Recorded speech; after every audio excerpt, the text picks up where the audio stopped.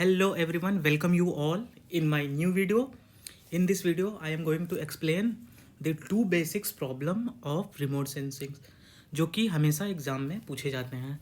तो हमारा पहला प्रॉब्लम है what is the radiative flux emitted from a black body at Kelvin 200 that is temperature and where sigma is Stephen Boltzmann constant and the value of sigma is 5.6 into 10 to the power minus 8 watt meter square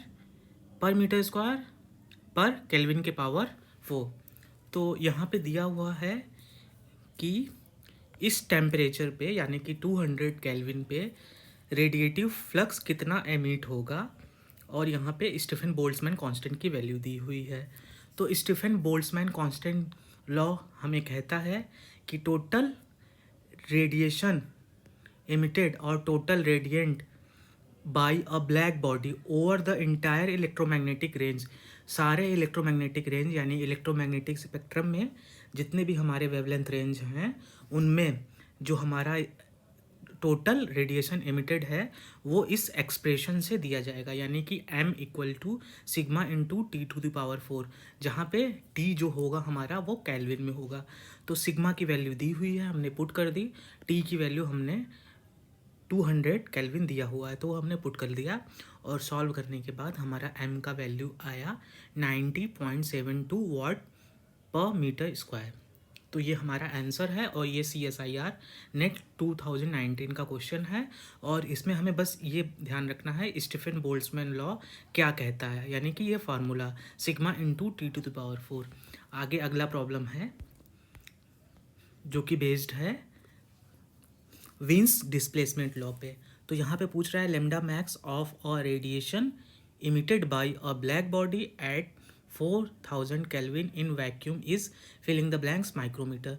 तो किसी भी radiation के लिए एक particular temperature पे जो maximum radiation का maximum wavelength क्या होगा उसकी वैल्यू पूछ रही है.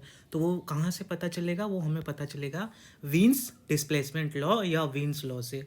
तो विन्स लॉ स्टेट करता है किसी भी रेडिएशन इलेक्ट्रोमैग्नेटिक रेडिएशन के लिए जो मैक्सिमम वेवलेंथ होता है और टेम्परेचर का मल्टीप्लिकेशन एक कांस्टेंट होता है और उस कांस्टेंट की वैल्यू 0.2898 होती है यानी और यूनिट होता है सेंटीमीटर केल्विन. तो जहाँ पे लेमडा होगा हमारा सेंटीमीटर में और टी हमारा होगा केल्विन में क्योंकि यही दो यूनिट का मल्टीप्लिकेशन है. अब क्या कर सकते हैं, अब हमने क्या किया सिंपली टी की वैल्यू दी हुई है. जब टी की वैल्यू हमारी दी हुई है तो हमने टी की वैल्यू को 4000 केल्विन पुट किया. जैसे ही हमने टी की वैल्यू को 4000 पुट किया उसके बाद हमने टी के 4000 के लिए इसको सॉल्व किया तो हमारा मैक्सिमम वेवलेंथ आया 0.00007245 सेंटीमीटर. लेकिन हमें पूछ रहा है माइक्रोमीटर में.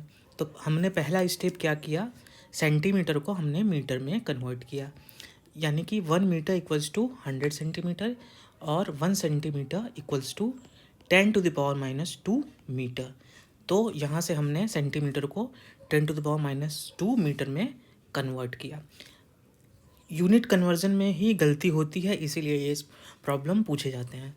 तो आगे हमने क्या किया, हमने इसको सिंप्लीफाई किया तो आया ये 7.245 into 10 to the power minus 7 -5 और -2 ऐड हो जाएगा तो वो 10 टू द पावर माइनस 7 हो जाएगा. अब हमने मीटर को क्या किया, माइक्रोमीटर में कन्वर्ट किया. That is 1 metre equals to 10 to the power 6 micrometre. तो हमारा आ गया 7.245 into 10 to power minus 1 that is -7 + 6 which is -7 + 6 which is -1. ये माइक्रोमीटर में यानी कि जब हमने इसको सॉल्व किया तो 7.245 डिवाइडेड बाई 10 क्योंकि 10 टू द पावर माइनस 1 है तो ये आ गया 0.7245 माइक्रोमीटर. तो हमारा मैक्सिमम वेवलेंथ जो होगा उस पर्टिकुलर टेम्परेचर पे उस वेवलेंथ के लिए उस वेवलेंथ की वैल्यू 0.7245 माइक्रोमीटर होगी. इस वीडियो में इतना ही. वीडियो को ज़्यादा से ज़्यादा शेयर करें और चैनल को सब्सक्राइब करना ना भूलें।